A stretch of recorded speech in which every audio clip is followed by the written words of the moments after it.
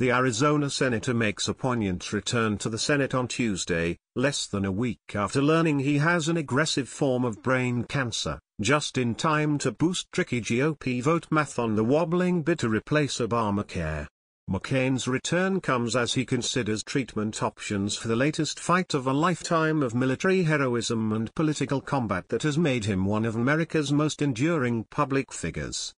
There will likely be emotional scenes when the grizzled Senate warrior arrives amid his colleagues in the chamber, following a rare bipartisan outpouring of shock and sympathy for the 80-year-old former presidential nominee.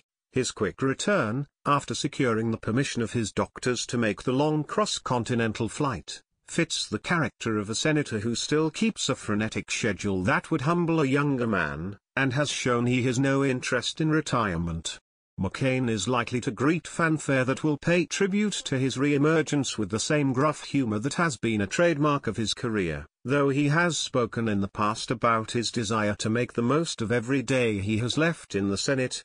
Look forward to returning to Senate tomorrow to continue work on health care reform, defense bill and #Russia sanctions, McCain tweeted Monday. Look forward to returning to Senate tomorrow to continue work on health care reform, defense bill and #Russia sanctions https://tico/ft1, John McCain, @Send John McCain, July 25, 2017. But for all the sentiment expected on Tuesday, the hard business of politics in polarized Washington is likely to quickly reassert itself.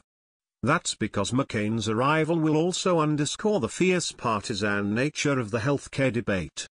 The Arizona senator has long been an opponent of the most cherished domestic achievement of the man who beat him to the White House in 2008, and he is likely to ease Senate Majority Leader Mitch McConnell's plight by voting to begin debate on a health care bill.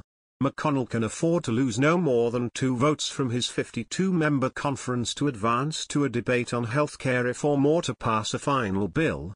McCain's absence had made that equation even tougher, though given opposition to the current health care legislation from both the left and right of the party, McConnell's task still looks daunting. Trump, Senate GOP needs to fulfill promise to end Obamacare nightmare. It also remains unclear whether McCain would go along with a full repeal bill if that is what emerges from the current GOP confusion over how to tackle the issue. McCain even criticized a repeal and replace effort during his absence in Arizona, calling on the GOP to open talks with Democrats on how to fix a growing health care crisis. As this law continues to crumble in Arizona and states across the country, we must not repeat the original mistakes that led to Obamacare's failure, he said in a statement last week. The Congress must now return to regular order, hold hearings, receive input from members of both parties, and heed the recommendations of our nation's governors so that we can produce a bill that finally provides Americans with access to quality and affordable health care. As his tweet made clear, McCain is not just returning to Washington to debate health care. If the vote fails, the Senate is next expected to take up the National Defense Authorization Act, according to 2 congressional aides. That bill is the product of the Armed Services Committee, which McCain leads, and as such, he would pilot debate on the measure on the Senate floor. He has also been a key figure in the debate over new sanctions to punish alleged Russian meddling in last year's election. President Donald Trump has yet to say that he will sign the bill. McCain's diagnosis last week with a glioblastoma tumor, an aggressive form of cancer, shocked Washington, where he has friends across the aisle, even among lawmakers who do not share his conservative republicanism. Average survival for malignant glioblastoma, a condition that claimed the life of former Democratic Senate lion and McCain friend Ted Kennedy, tends to be around 14 months with treatment that includes chemotherapy and radiation. Still, one 2009 study reported that almost 10% of patients with glioblastoma may live 5 years or longer, according to the American Brain Tumor Association.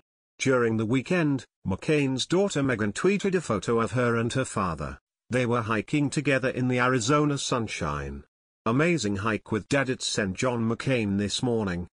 Thank you all for your best wishes. pic.twitter.com/p9rr2v91hb, Meghan McCain, at Meghan McCain, July 22, 2017.